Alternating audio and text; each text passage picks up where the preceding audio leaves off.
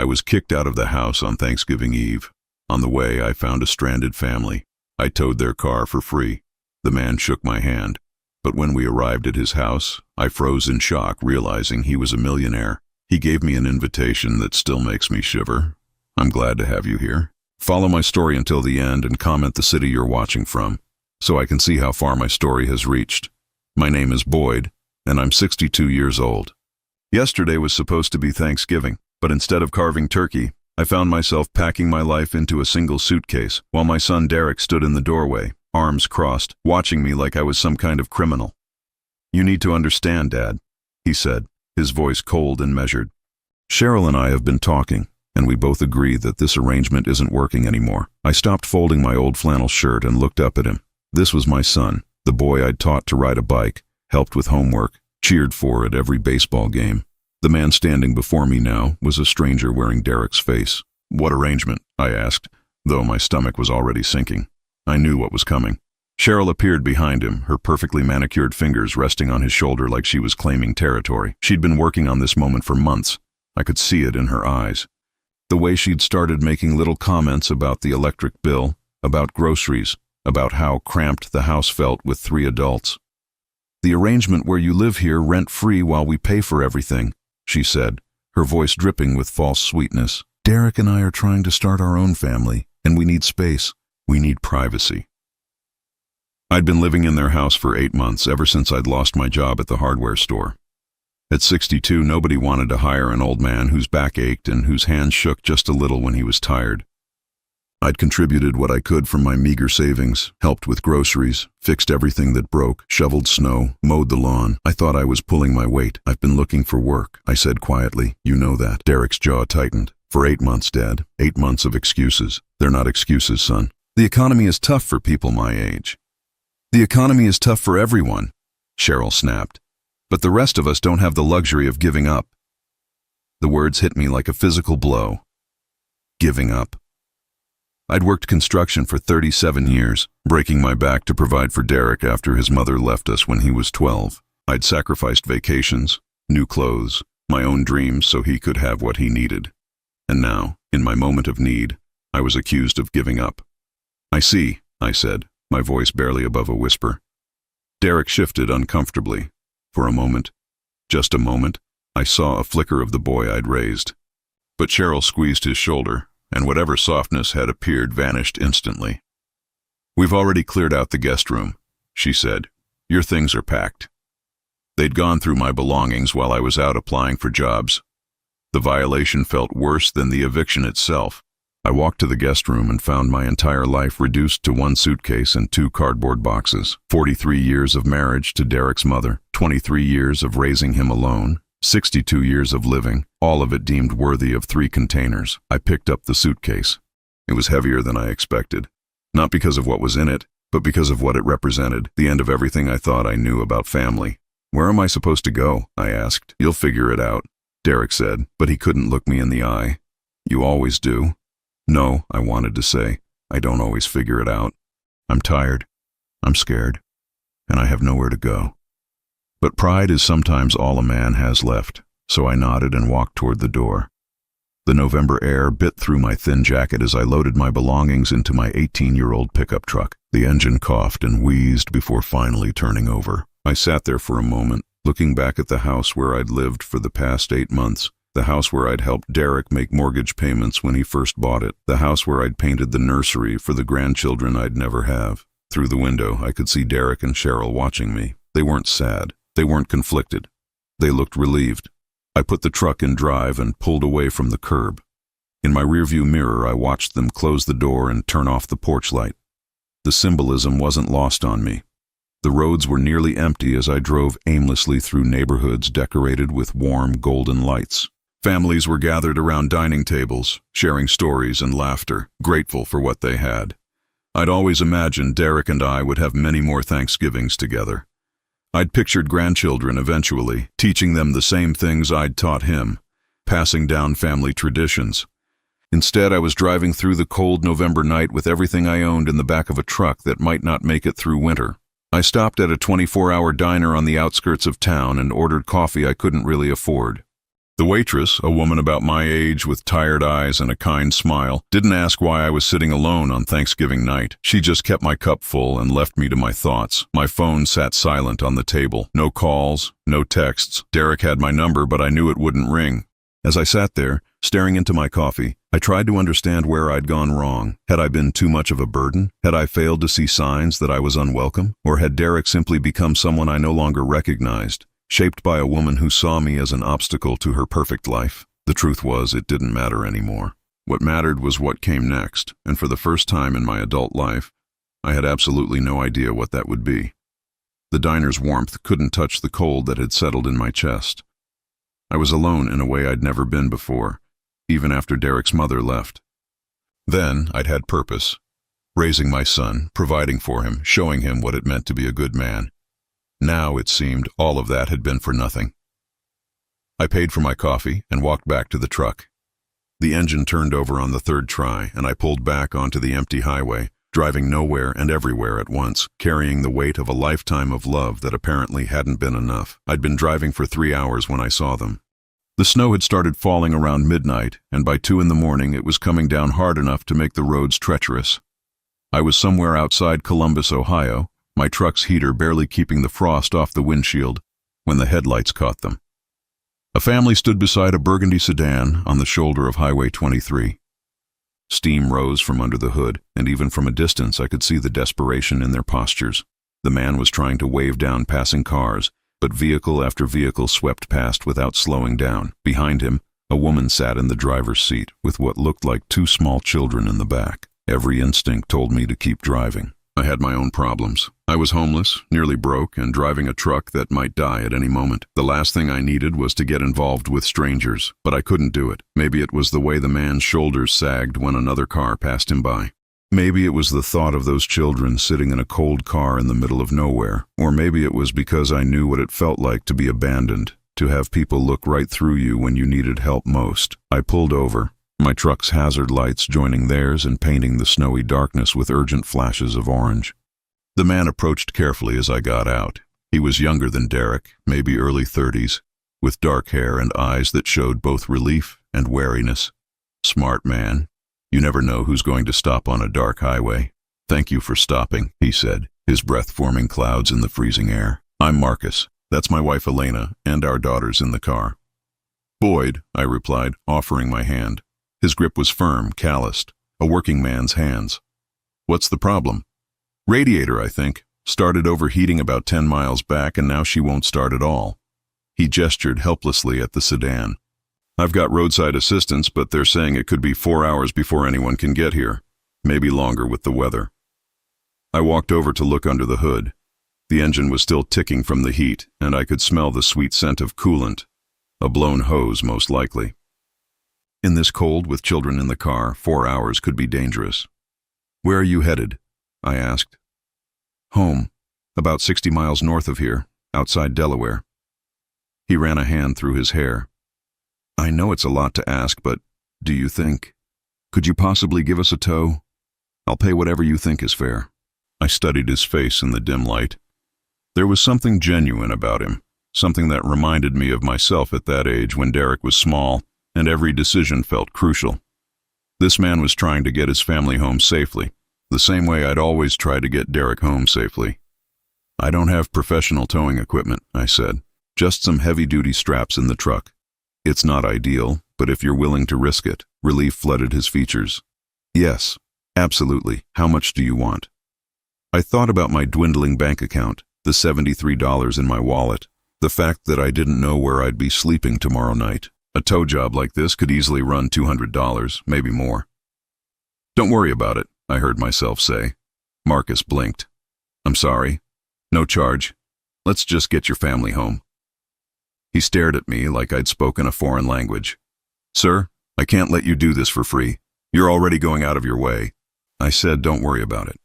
I was already walking back to my truck to get the tow straps. "Help me hook this up." The process took about 20 minutes. The sedan was heavier than my old truck preferred, but the straps held and the connection was solid. Marcus insisted on riding in the sedan to steer and brake, while Elena and the 2 little girls, twins, maybe 7 or 8 years old, climbed into my truck's cab. Elena was visibly pregnant, probably 6 or 7 months along, and she moved carefully as she settled the girls between us. They were beautiful children with their father's dark eyes and their mother's gentle demeanor. Despite the circumstances, they weren't crying or complaining. Well-raised kids. "I'm Elena," she said as I eased the truck back onto the highway. "These are Sophia and Isabella. Girls, can you say thank you to Mr.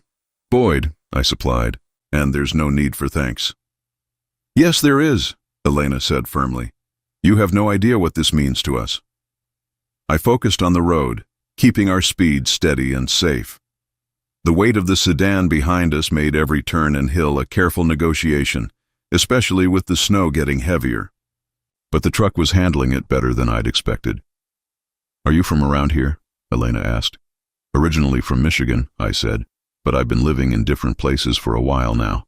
It wasn't entirely a lie. 24 hours ago, I'd been living with Derek. Now I was living in my truck. "What about you? You mentioned Delaware?" "We have a small place outside town. Marcus grew up there, and we moved back about 5 years ago when his business started doing well."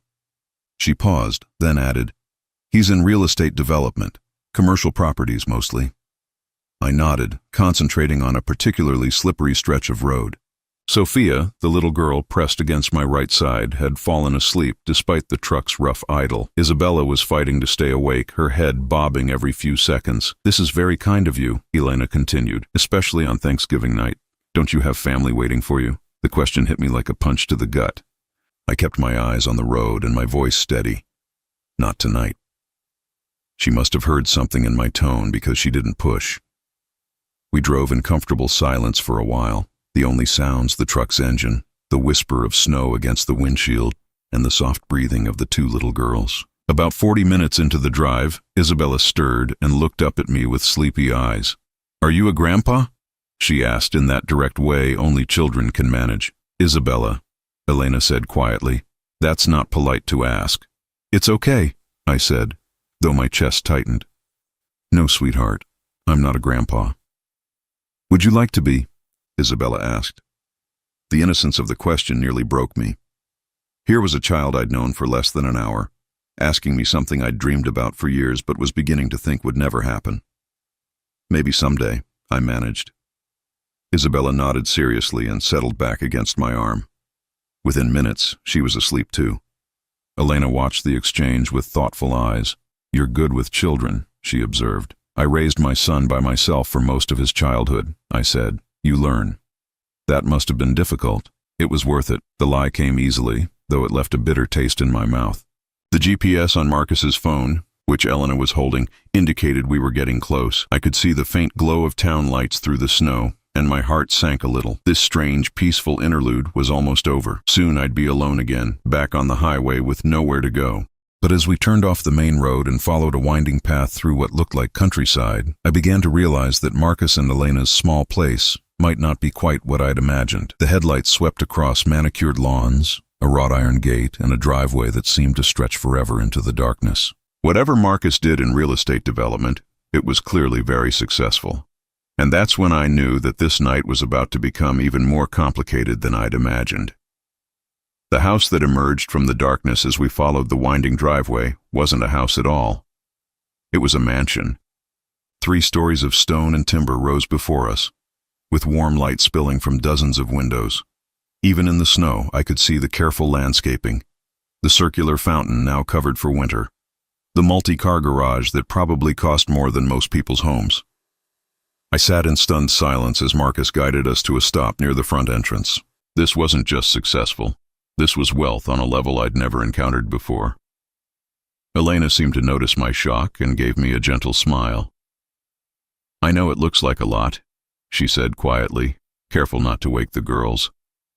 "Marcus worked very hard to get here." The front door opened before we'd even gotten out of the truck, and a woman in her 50s hurried out despite the snow. She had graying hair and kind eyes, wearing a thick robe over what looked like pajamas. "Thank goodness you're safe," she called out, rushing to embrace Elena as she carefully climbed down from the truck. "When Marcus called and said you were stranded, I was so worried." "We're fine, Maria," Elena assured her. "This is Boyd. He towed us home." Maria turned to me with tears in her eyes. "Bless you," she said simply. "Bless you for helping them." Marcus was unhooking the toe straps and I moved to help him, grateful for something to do with my hands. The magnitude of what I was seeing, the house, the grounds, the obvious wealth, was making me feel increasingly out of place. "Boyd," Marcus said as we finished with the straps, "I can't thank you enough. Please come inside. It's freezing out here. I should get going," I said, though the thought of climbing back into that cold truck made my bones ache. "You've got your family to worry about." "Absolutely not," Elena said firmly, having overheard. "It's nearly 4 in the morning. You've been driving in a snowstorm and you just saved us. The least we can do is offer you coffee and a warm place to sit for a few minutes." I wanted to refuse. Everything about this situation screamed that I didn't belong here. But the twins were stirring, looking around with sleepy confusion, and Isabella spotted me and smiled. "Boyd," she said, suddenly wide awake. "Are you coming inside?" And just like that, my resistance crumbled. The interior of the house was even more impressive than the exterior. Hardwood floors gleamed under crystal chandeliers, and a sweeping staircase curved up to the second floor. Original artwork hung on the walls, and Persian rugs that probably cost more than my truck covered the polished floors. Maria, who I learned was Marcus and Elena's live-in housekeeper and nanny, bustled about making hot chocolate for the girls and coffee for the adults. The twins had fully awakened and were chattering excitedly about their adventure, treating me like some kind of hero for giving them a truck ride. "Girls, go with Maria and get ready for bed," Elena said gently. "It's way past bedtime." "But we want to stay with Boyd," Sophia protested. "Boyd will still be here in the morning," Marcus said, then looked at me questioningly. "Won't you? I hope you'll stay the night. It's too late and too cold to be driving anymore tonight." I opened my mouth to decline, but the words stuck in my throat. Where would I go? Back to that 24-hour diner? Sleep in my truck in some parking lot? The truth was, I had nowhere else to be. "If it's not too much trouble," I said quietly. "No trouble at all," Elena said warmly. "We have plenty of room." As Maria led the girls upstairs, Marcus gestured for me to follow him into what appeared to be a study. Floor-to-ceiling bookshelves lined the walls, and a fire crackled in a massive stone fireplace. He poured 2 glasses of what looked like expensive whiskey and handed me one. "To good Samaritans," he said, raising his glass. We drank in silence for a moment, and I felt the whiskey warm my chest. Finally, Marcus spoke. "Can I ask you something, Boyd?" I nodded. "Why did you stop? And why wouldn't you let me pay you?" I stared into the fire, considering my answer. "Because I know what it's like to be stranded," I said finally. "To need help and have people drive right past you." Marcus studied my face. "That sounds like experience talking." 24 hours ago, my son kicked me out of his house," I heard myself say. The whiskey had loosened my tongue, but more than that, there was something about Marcus that invited honesty. Told me I was a burden. Gave me an hour to pack my things and get out. Marcus's expression darkened. "Your own son?" "His wife's been working on him for months. I lost my job back in March. Couldn't find anything else. They let me stay for a while, but..." I shrugged. I guess charity has its limits, even from family. "How old are you?" 62. Marcus was quiet for a long moment. Then he did something that surprised me. He walked over to a desk in the corner and picked up a framed photograph. He studied it for several seconds before bringing it over to me. The photo showed a man who looked remarkably like Marcus, but older. He was standing beside a young boy, clearly Marcus as a child, in front of what appeared to be a construction site. "That's my father," Marcus said quietly. His name was David. I looked more closely at the photo. The resemblance between Marcus and his father was striking, but there was something familiar about the older man that I couldn't place. "He died 10 years ago," Marcus continued. "Lung cancer. He was a construction worker his whole life, just like you were. Worked himself to the bone to provide for our family.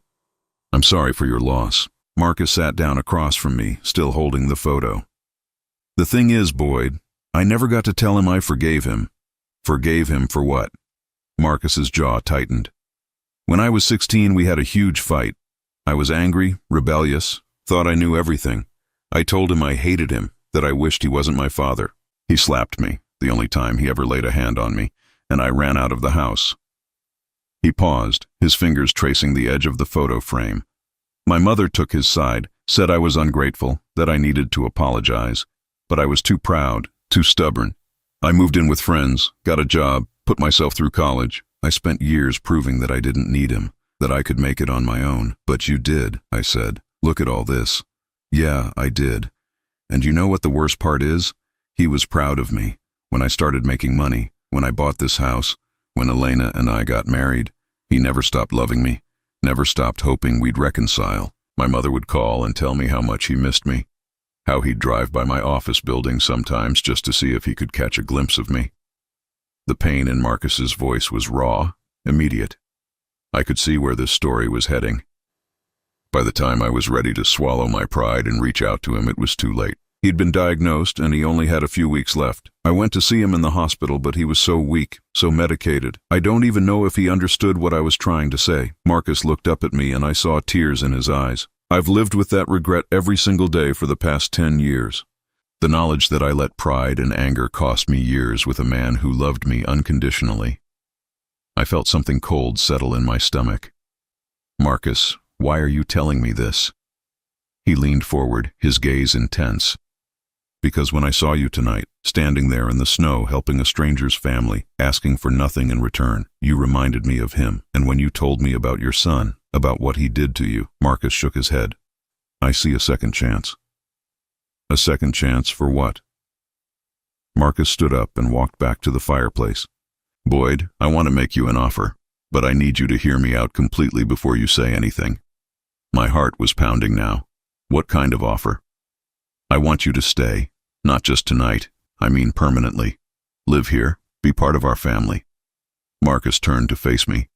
Elena and I have been trying to give the girls the kind of childhood I never had. Stable, loving, with extended family around. But both our parents are gone, and we don't have any siblings. The girls have never had a grandfather figure in their lives.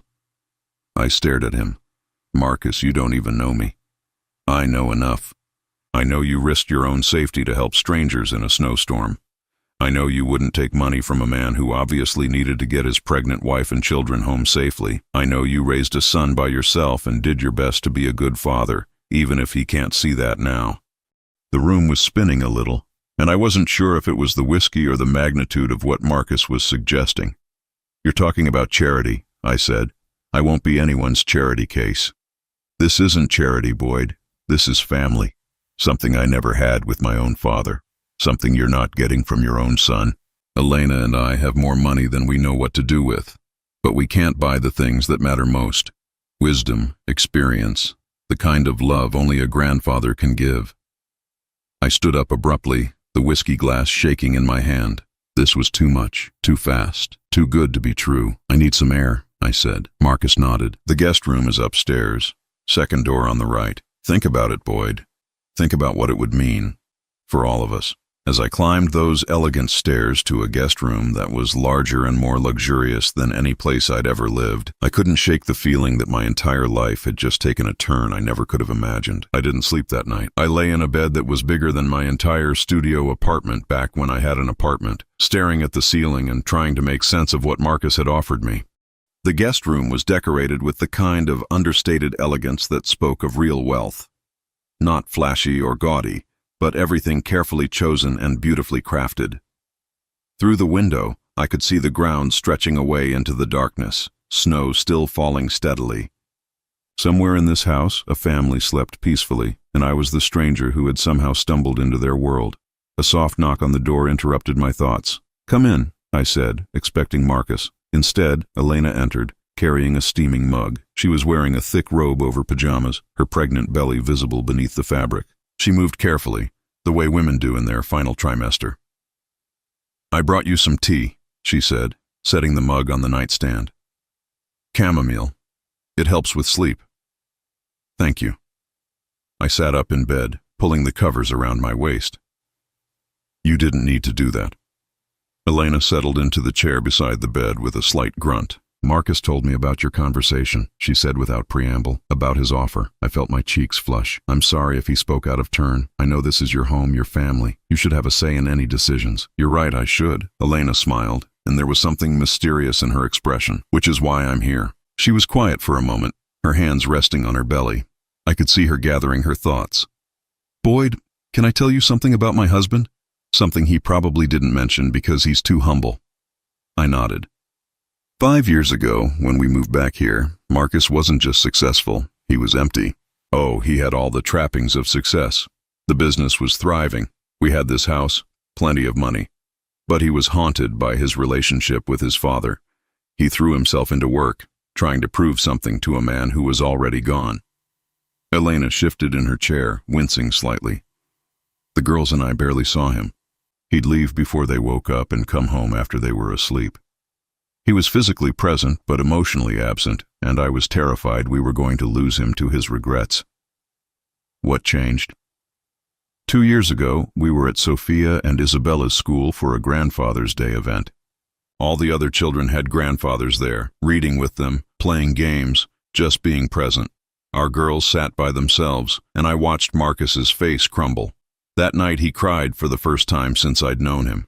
Elena reached for the tea mug and held it between her hands, as if drawing warmth from it. He told me that night that he finally understood what he'd lost. Not just his father, but the chance to be the kind of father his own dad had tried to be. He said he wanted to break the cycle, to make sure our children never felt the abandonment he'd carried for so long. It sounds like he's been a good father since then. He has.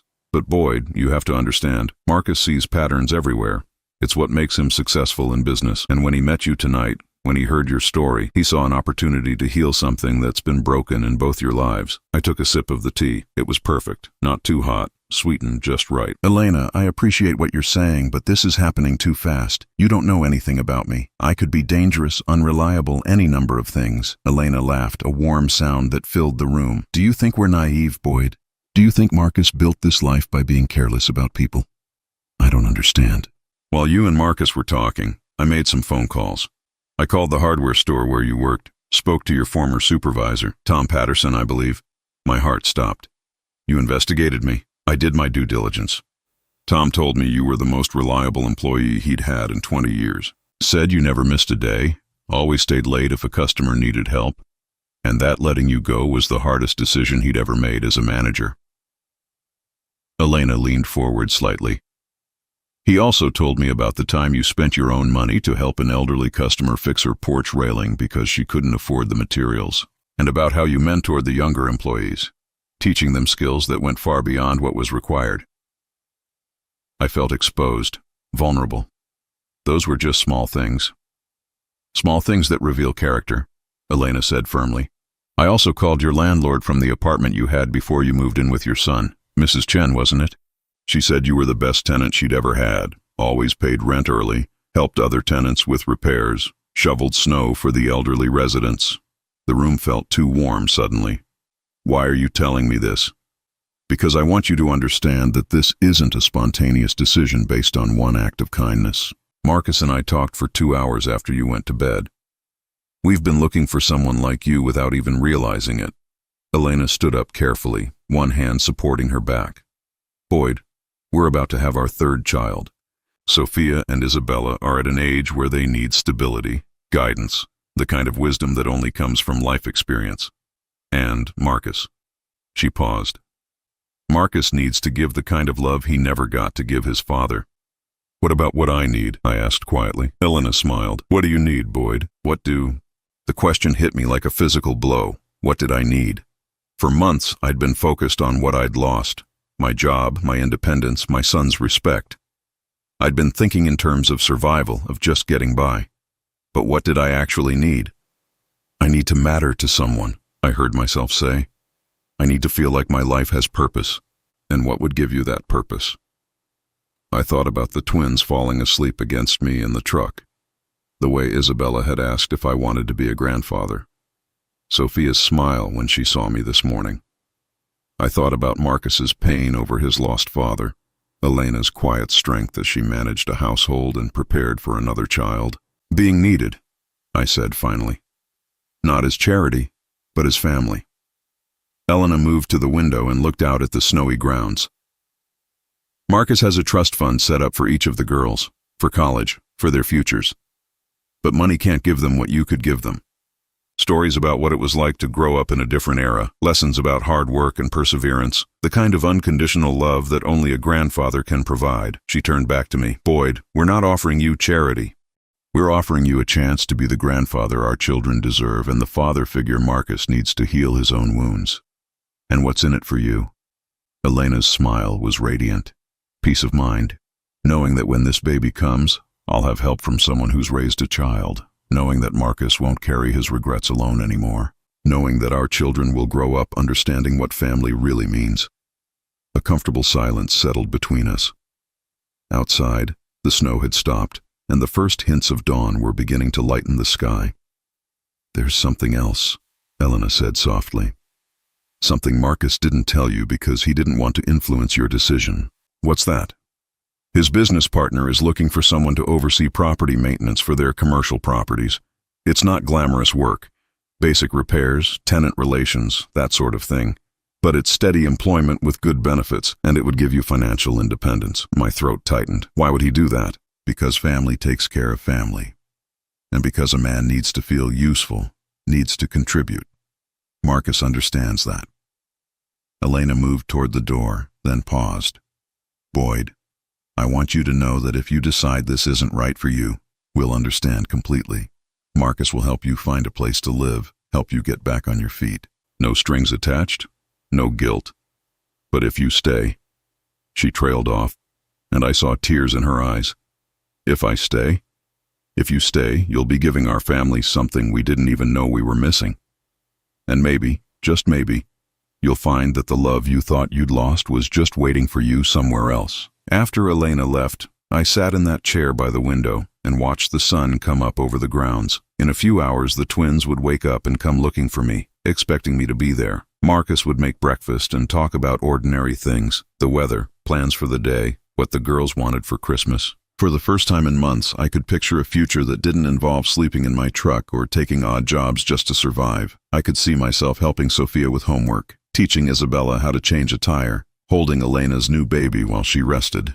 But more than that, I could see myself mattering again, being part of something bigger than my own loneliness and regret. The decision, I realized, had already been made. It had been made the moment I saw that family stranded by the side of the road and couldn't bring myself to drive past them. Now I just had to find the courage to accept what they were offering me, not just shelter and purpose, but something I'd thought was lost forever. The chance to be part of a family that actually wanted me. I'd been living with Marcus and Elena's family for 6 weeks when Derek found me. 6 weeks of morning coffee with Marcus, of helping Sophia with her math homework, of teaching Isabella how to braid rope for her Girl Scout project. 6 weeks of feeling useful again, of waking up each morning with purpose instead of dread. The job Marcus had mentioned turned out to be real and exactly what I needed. I was managing maintenance for 3 office buildings and a small shopping center, work that kept me busy but wasn't beyond my capabilities. The pay was fair, and more importantly, it gave me the dignity of contributing to my own support. I'd been replacing a broken light fixture in the lobby of the Riverside office complex when my phone rang. The number wasn't one I recognized, but something made me answer it anyway. "Dad?" My heart stopped. Derek's voice, uncertain and small in a way I hadn't heard since he was a child. "Derek." I set down my tools and stepped outside, not wanting the building tenants to overhear. "How did you get this number?" "It took some doing. I had to call around, track down some of your old friends. Tom Patterson at the hardware store finally gave it to me." I was quiet, waiting. "Dad, we need to talk." "We had our talk 6 weeks ago," I said evenly. "I believe you made your position clear." "Please." There was desperation in his voice now. "Can I come see you? I know you're living somewhere outside Delaware. I can drive up this weekend." Every instinct told me to hang up, but this was still my son, the boy I'd raised, and despite everything, I couldn't quite silence the hope that maybe, somehow, he'd realized his mistake. "Why now, Derek?" A long pause. "Because I miss you," he said quietly. "Because Cheryl and I have been talking, and we think maybe we were too hasty. Too harsh." I closed my eyes. "What's happened?" "Nothing's happened. We want to make things right." It was a lie. I could hear it in his voice, the same tone he'd used as a teenager when he was trying to talk his way out of trouble. But I found myself saying, "I'll text you the address. Come Sunday afternoon." I spent the rest of the week dreading his visit. Marcus and Elena could sense my anxiety, though I'd only given them the basic details about Derek's call. The twins, however, were excited about meeting my son. "Is he nice like you, Grandpa Boyd?" Sophia asked over breakfast Saturday morning. Somewhere in the past few weeks, both girls had started calling me Grandpa, and I'd stopped correcting them. "He's complicated, sweetheart. I said, which was the kindest way I could put it. Sunday arrived gray and cold. I'd been pacing the living room for an hour when Derek's car pulled into the driveway. Through the window, I watched him get out and look up at the house with undisguised amazement. Cheryl emerged from the passenger side, her expression calculating as she took in the grounds, the 3-car garage, the obvious wealth. So she'd come too. That told me everything I needed to know about why they were really here. Marcus answered the door when they rang, and I heard the introductions from the next room. Derek's voice was overly friendly, the way it got when he was trying to impress someone. Cheryl's laugh was bright and artificial. Dad. Derek entered the living room with his arms outstretched, as if we were resuming a conversation from yesterday, rather than addressing 6 weeks of silence and a lifetime of disappointment. I didn't move from my position by the fireplace. Derek, Cheryl. Derek's arms dropped when it became clear I wasn't going to embrace him. Cheryl hung back, her eyes taking inventory of every expensive item in the room. This is someplace, Derek said, trying to fill the awkward silence. Your friend must do very well for himself. Marcus and Elena have been very kind to me. I'm sure they have. There was an edge to Derek's voice now, the first crack in his friendly facade. Must be nice, having wealthy friends. Marcus appeared in the doorway. Boyd, would you like me to give you some privacy? Stay, I said firmly. Derek, Cheryl, this is Marcus Chen. Marcus, my son Derek, and his wife Cheryl. Marcus shook their hands politely, but I could see him assessing them, reading the undercurrents in the room with the same skill that had made him successful in business. Beautiful home, Cheryl gushed. You must work very hard to afford a place like this. We've been fortunate, Marcus replied diplomatically. Derek cleared his throat. Dad, could we talk? Privately? I looked at Marcus, who nodded and withdrew, but I noticed he didn't go far. I could see his shadow in the hallway. So, Derek said once we were alone, this is what you've been up to, living in luxury while your family worries about you. Your family? I asked quietly. 6 weeks ago, you made it very clear I wasn't part of your family anymore. Cheryl stepped forward. Boyd, we were all upset that night. Tensions were high. You can't really think we meant all those things we said. Which things? That I was a burden? That I was freeloading? That you needed me out of your house? Derek had the grace to look ashamed, but only for a moment. We were under a lot of stress. The mortgage payment had gone up. My hours at work were cut. We said things we didn't mean. Your hours were cut? The company downsized. I'm only working part-time now. Derek's voice grew smaller. We're actually behind on the mortgage. The bank is threatening foreclosure. And there it was. The real reason for this visit. I see, I said. And you thought you'd come here and what? Ask your wealthy friends for help? Not ask, Cheryl said quickly. We just thought that maybe if you put in a good word. You want me to ask Marcus for money? Not for us, Derek said. For you. I mean, you're living here. You must have some influence. Surely he'd want to help his friend's family. I stared at my son, this man I'd raised to be better than this. Derek, do you hear yourself? I hear a son trying to save his family's home. Derek shot back. I hear someone willing to swallow his pride for the people he loves. The people you love? I felt anger building in my chest, hot and righteous. The people you love don't get kicked out in the middle of the night. The people you love don't get told they're worthless burdens. We made a mistake, okay? Derek's voice rose. We're here to fix it. We want you to come home. This is my home now. Cheryl laughed, a sharp, bitter sound. This isn't your home, Boyd. You're a charity case, a pet project. Do you really think these people see you as family? Before I could respond, Sophia's voice rang out from the stairway. Grandpa Boyd, is everything okay? Derek and Cheryl turned toward the sound, and I saw Derek's face go white as he took in the implications of what the child had called me. Sophia appeared in the doorway, her hair in pigtails, wearing the new dress Elena had bought her for church. Isabella was right behind her, carrying a drawing she'd been working on. We made you a picture, Isabella announced, holding up her artwork. It showed stick figures standing in front of a house. Marcus, Elena, the twins, and in the center, a gray-haired figure labeled Grandpa Boyd. The silence in the room was deafening. Girls, I said gently, these are Derek and Cheryl. Could you give us a few more minutes? Sophia studied Derek with the frank assessment only children can manage. You don't look like Grandpa Boyd, she said finally. I'm his son, Derek said stiffly. Oh, Sophia brightened. Then you're our cousin. Isabella bounced on her toes. Are you going to live here too? We have lots of rooms. I saw Derek's jaw tighten. No, we're not going to live here. We have our own home. For now, Cheryl muttered under her breath. Elena appeared, drawn by the voices. "Girls, why don't you show Isabella's picture to Daddy? He's in his office." After the children left, Elena looked between Derek, Cheryl, and me.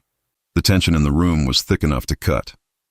"I should let you continue your conversation," she said diplomatically. "Actually," I said, "I think we're finished here." Derek's face flushed red. "Dad, you can't be serious. You're going to choose these strangers over your own flesh and blood?" "These strangers," I said quietly, "never made me sleep in my truck. These strangers never told me I was worthless. These strangers see me as family, not as a burden to be disposed of when I became inconvenient. We said we were sorry." "No, Derek. You said you made a mistake. That's not the same thing as being sorry." Cheryl stepped closer, her mask finally slipping completely. "Fine. You want to play house with these rich people? Go ahead. But don't come crawling back to us when they get tired of their charity project." "I won't," I said simply. Derek stared at me for a long moment, and I saw something die in his eyes. The last vestige of the relationship we'd once had. "You know what, Dad? Maybe we were right the first time. Maybe you are just a selfish old man who thinks the world owes him something." Each word was designed to cut, to hurt. 6 weeks ago, they would have destroyed me. But now, with Elena watching protectively from the doorway and the sound of the twins' laughter drifting from Marcus's office, Derek's words felt hollow, powerless. "Maybe I am," I said. "But I'd rather be a selfish old man who's loved than a bitter young man who threw away the best thing he had." Derek's hands clenched into fists. For a moment I thought he might actually hit me. Instead, he turned on his heel and headed for the door. "Don't ever contact us again," he said over his shoulder. "I won't," I replied. As their car pulled out of the driveway, Elena came to stand beside me at the window. "Are you okay?" she asked softly. I watched until Derek's car disappeared around the bend, carrying my son away from my life forever. I felt many things: sadness, regret, even a strange kind of relief. But for the first time since that night 6 weeks ago, I didn't feel lost. "Yeah," I said, surprised to realize it was true. "I think I am." 2 years later, I'm standing in the nursery that Elena and I designed together, holding my 3-month-old grandson, Michael, while he sleeps peacefully in my arms. Through the window, I can see Sophia and Isabella playing in the snow-covered yard, building what they insist is a snowman but looks more like a lumpy snow creature with stick arms and a carrot nose. The girls are 9 now, full of energy and questions and the kind of fearless curiosity that makes every day an adventure. They call me Grandpa Boyd without any hesitation, and I've stopped thinking of myself as anything other than their grandfather. Blood doesn't make family. Love does. And this house is filled with more love than I ever dreamed possible. Marcus appears in the doorway wearing the kind of satisfied smile that's become his default expression over the past 2 years. Fatherhood suits him, but more than that, having his own father figure has healed something in him that I'm not sure he even knew was broken. "How's he doing?" Marcus asks quietly, nodding toward the baby. "Perfect," I say, adjusting the blanket around Michael's tiny form. Just like his sisters were at this age. Elena's taking a nap, doctor's orders. Marcus comes to stand beside me at the window. The girls are going to freeze out there if they don't come in soon. They're having too much fun to feel the cold. We stand in comfortable silence, watching the girls play. This is what contentment feels like, I've learned. Not the desperate happiness that comes from getting something you want, but the deep, steady peace that comes from being exactly where you belong. "Boyd," Marcus says suddenly, "I need to tell you something." Something in his tone makes me look at him more closely. He's nervous about something, but not unhappy. If anything, he looks excited. "What is it?" "Elena and I have been talking, and we want to make some things official, legal." Marcus turns to face me fully. "We want to adopt you." I blink. "I'm sorry?" "Adult adoption. It's a real thing, perfectly legal. You'd be our legal father. We'd be your legal children. The girls would officially be your granddaughters. Michael your grandson." The baby shifts in my arms, making a small sound of contentment, and I look down at him while I process what Marcus has just said. "Why?" I ask finally. "Because family should be official." Elena's voice comes from the doorway. She's wearing a robe, her hair messed from sleep, but she's smiling. "Because we want there to be no question about where you belong. But more than that," Marcus adds, "we want you to be our heir." Elena and I have been working with lawyers to restructure our wills. When we're gone, everything goes to you first, then to the children. We want you to be the patriarch of this family, officially and legally. I sink into the rocking chair beside the crib, still holding Michael. This is too much to process. You don't need to do that, I say quietly. I already feel like part of the family. We know, Elena says, coming to sit on the arm of the chair. But we want it in writing. We want it legal. And Boyd. She pauses, her voice becoming emotional. We want to take your name. What? The Chen Boyd family, Marcus says with a grin. It has a nice ring to it, don't you think?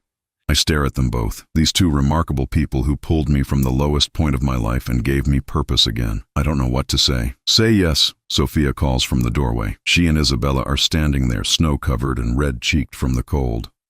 We already picked out what to call you at the ceremony. What ceremony?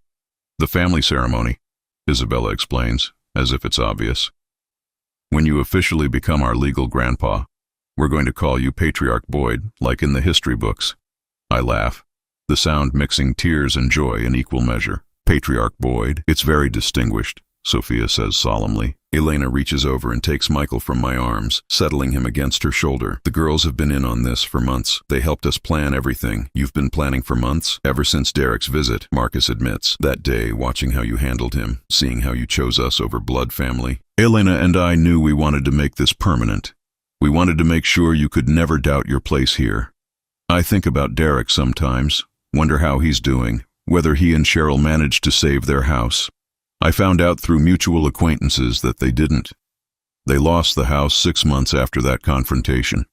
Part of me felt sad about that, but it was the same distant sadness I might feel hearing about the troubles of a stranger.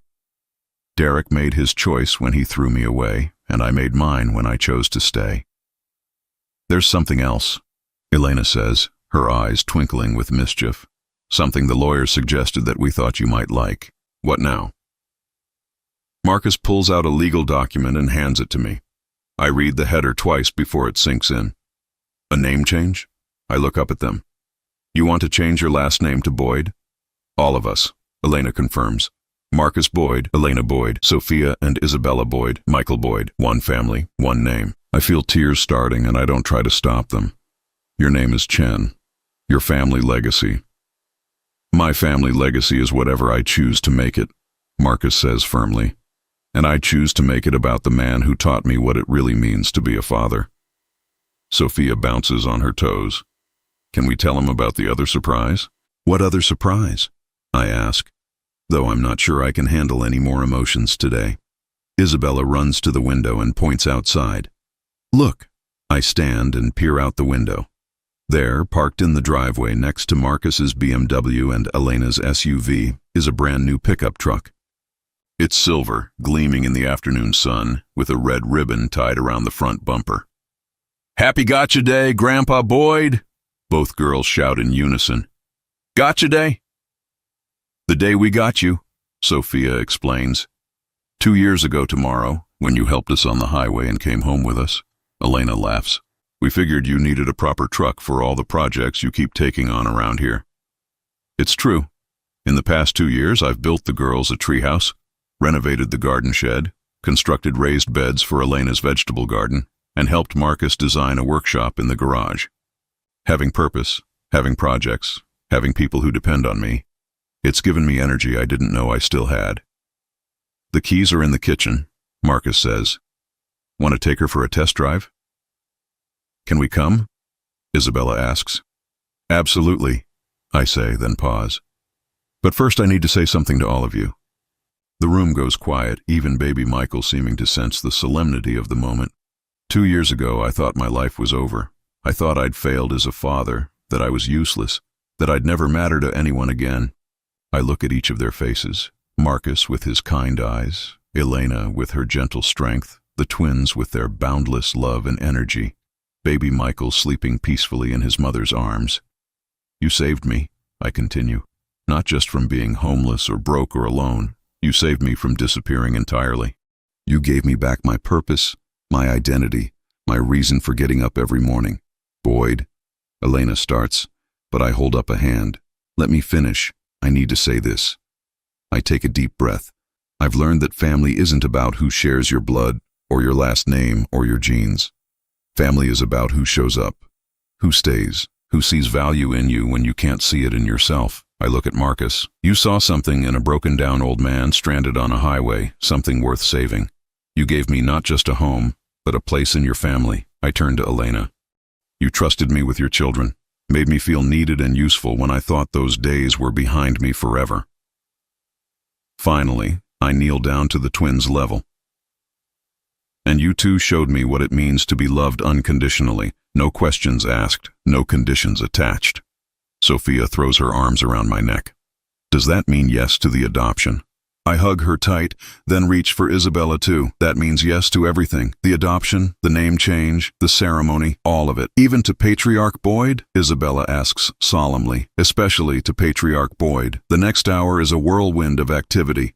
We pile into the new truck, Marcus in the passenger seat, Elena in the back with the baby, the twins squeezed between us, all talking at once about the truck's features and where we should drive first and whether the radio gets the country music station I like. As we drive through the countryside around Delaware, past farms and forests and the little towns that dot the landscape, I think about the night 2 years ago when I pulled over to help a stranded family. I thought I was just doing a good deed for strangers. I had no idea I was driving toward the life I was meant to live. We stop at a diner for hot chocolate, and I watch Marcus help the girls out of the truck, Elena adjusting Michael's blanket against the cold, all of us moving together like we've been a family forever, because that's what we are now. Forever family, chosen family, real family in every way that matters. Later that evening, after the girls are in bed and Elena is nursing the baby, and Marcus is in his office catching up on emails, I sit on the back porch, despite the December cold, looking out over the grounds of the place I now call home. My phone sits silent on the table beside me. There are no missed calls from Derek, no texts from Cheryl. That chapter of my life is closed, and I'm okay with that. I learned something important. You can't force people to love you, and you shouldn't waste your life trying to earn affection from those who've decided you're not worthy of it. But you can open your heart to the people who see your value, who choose you, who make space for you in their lives. And sometimes, if you're very lucky, those people become more than friends or benefactors or temporary shelter. They become family. The back door opens and Marcus appears with 2 steaming mugs of coffee. Thought you might be cold out here, he says, settling into the chair beside me. Just thinking, I say, accepting the mug gratefully. About what? I look across the yard toward the workshop we built together. The treehouse that bears both our craftsmanship, the garden that will bloom again come spring because Elena and I planned it that way. About how strange life is, I say finally. 2 years ago, if someone had told me I'd be sitting here as part of your family, planning to officially become your father and the girl's grandfather, I'd have thought they were crazy. Marcus sips his coffee and nods. I know what you mean. If someone had told me that helping a stranger on the highway would heal something in me I didn't even know was broken, I wouldn't have believed them either. We sit in comfortable silence, father and son in every way that matters, watching the stars appear in the clear winter sky. Marcus, I say eventually, thank you. For what? For seeing me, for choosing me, for giving me a second chance at being the man I was meant to be. Marcus reaches over and claps me on the shoulder. Thank you for stopping that night. Thank you for being the father I needed and the grandfather my children deserve. Inside the house, I can hear Elena humming a lullaby to Michael, the soft sound drifting through the windows. Tomorrow the girls will wake up and demand pancakes, and we'll plan our day around their activities and needs. Elena will have another doctor's appointment, and I'll drive her because Marcus has a conference call he can't miss. This weekend, we'll start planning Sophia's 10th birthday party and Isabella's science fair project. These are the small, ordinary moments that make up a life. They're not dramatic or earth-shaking, but they're precious beyond measure because they're shared with people who love you and whom you love in return. As we head inside, Marcus's phone buzzes with a text. He glances at it and shows me the screen. It's from the lawyer handling our adoption paperwork. Everything looks good. Court date set for January 15th. Congratulations to the Boyd family. The Boyd family. It has a beautiful sound to it. In 3 weeks, it will be official. But sitting here tonight, surrounded by the warmth and love of the people who chose me, I realize it's been true for a long time already. I'm home. Finally, completely, permanently home. Now I'm curious about you who listened to my story. What would you do if you were in my place? Have you ever been through something similar? Comment below, and meanwhile, I'm leaving on the final screen 2 other stories that are channel favorites, and they will definitely surprise you. Thank you for watching until here.